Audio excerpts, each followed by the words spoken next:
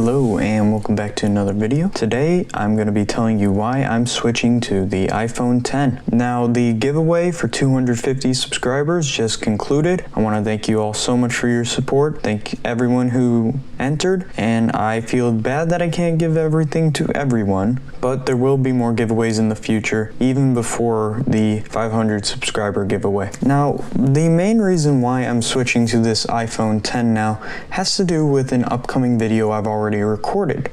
It will be a summary of the leaks for the iPhone 12, everything that we know, and why I'm very excited for that phone. Because of that, I sold my iPhone 11 Pro Max, and now I'm going to this for many reasons. The iPhone SE that I reviewed didn't work out for me, but I drew some inspiration from my friend Rjey's video, who did a comparison of the SE and 10. I will put that link down below in the description, but now I want to see if the 10 is a viable option for me.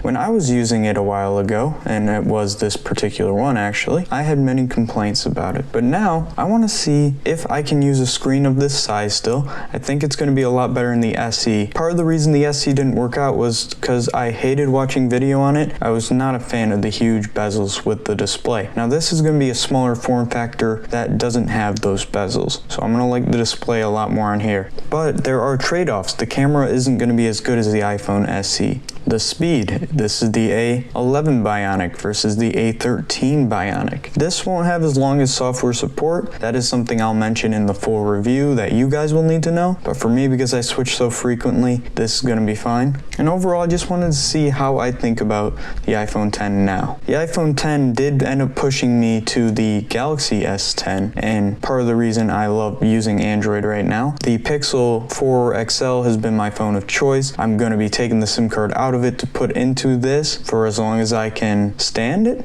Maybe it'll be longer if I really like it. But I feel like I'm going to end up going back to my Pixel because it's just been a great phone for me. But either way, I want to give you guys a 2020 review of this. We'll see if my former annoyances come back. Can already tell right now that the notch is bigger proportionally in comparison to the 11 Pro Max because there's more space on the edges, better screen to body ratio. This notch is already starting to annoy me a little bit, but we'll see how I feel over time with it. There are eBay and Swappa listings for this phone at just around the same price of the SE. So we're looking at $300 to $400 on eBay, used of course, and $350 to like $400 on Swappa. So this was basically just a quick update video. I want to give you guys some news about the giveaway, about future giveaways, about the next video coming out. I'm really excited for this iPhone 12. And in that video I said I am selling the 11 Pro Max, but as you can tell by now, I already sold it. We've got this, and we'll see how it goes. So thank you all for watching. I hope you all are staying safe in this time. I'm happy to answer any questions in the comments below, and peace.